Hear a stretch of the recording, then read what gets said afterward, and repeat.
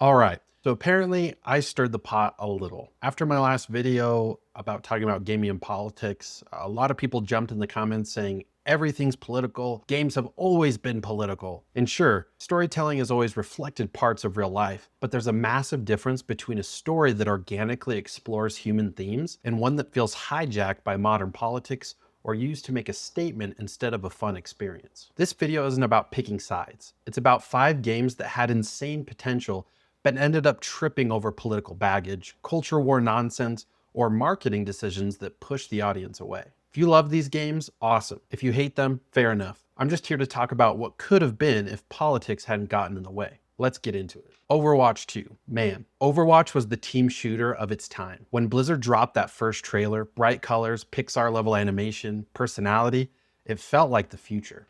But somewhere between 2019 and 2023, Blizzard forgot what made it magic. Instead of doubling down on gameplay innovation, competitive balance, or new heroes, they got tangled up in corporate PR and identity optics. Now representation itself isn't bad. It's great when it's done naturally. But when you start feeling like every new lore update is crafted more to hit deadlines than to build story depth, it breaks immersion. Add in the whole China-Hong Kong controversy with Blitzchung, the layoffs, the monetization mess, and the PR scrambling to look inclusive while employees were literally protesting outside the studio, it felt hollow. By the time Overwatch 2 launched, it wasn't a new chapter, it was a shadow of the original. The gameplay was still solid, but the soul was gone. Blizzard was too busy managing politics inside and outside the company to just make something fun again. The Last of Us Part 2. Now I know this one's going to divide the room instantly. The Last of Us Part 2 is visually stunning, emotionally charged, and technically brilliant. But the release became less about the art and more about the culture war. Leaks came out early and social media lost its mind. People weren't arguing about gameplay or pacing, they were arguing about representation, identity, and which character was the right hero. Naughty Dog clearly had a story they wanted to tell, and that's fine, but the marketing made it way worse, pushing narrative decisions as if they were statements instead of storytelling. It stopped being a shared experience and turned into a battlefield of politics. And that's a tragedy, because underneath the controversy is an amazing game that deserved to be talked about for its artistry, not necessarily its hashtags. If anything, The Last of Us Part 2 proved how much louder politics have become than gameplay itself. Battlefield 5. Remember the trailer with the woman soldier, the prosthetic arm, and the bright colored face paint? Yeah, that one.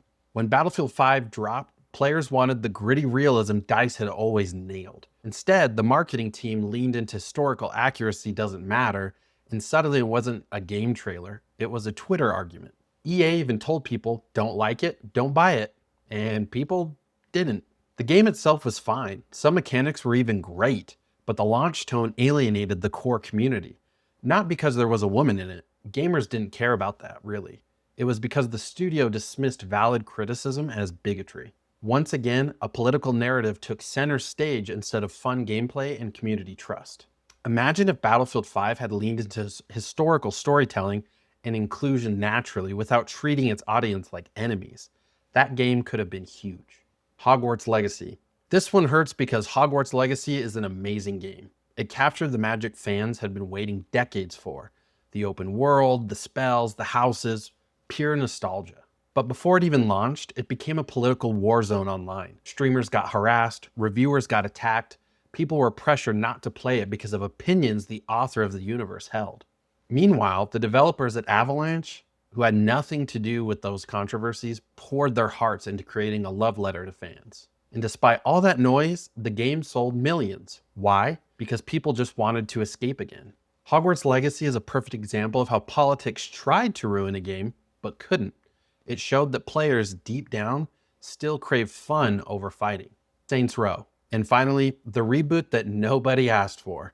Saints Row used to be the king of chaotic fun. You could blow stuff up, cause mayhem, laugh your head off, and it never took itself too seriously. But the 2022 reboot traded rebellion for restraint. Instead of edgy humor, we got boardroom-approved dialogue.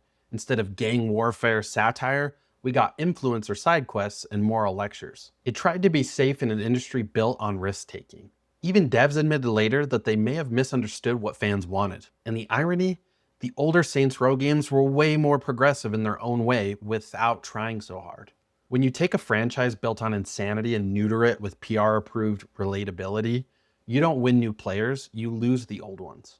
Look, politics will always exist around art. That's life. But lately, it feels like studios have forgotten why we fell in love with games in the first place. We don't boot up a console to debate identity or ideology. We play to escape, to explore, and to connect. There's a difference between inclusion and infiltration, between stories that naturally reflect humanity and games that feel like a political project.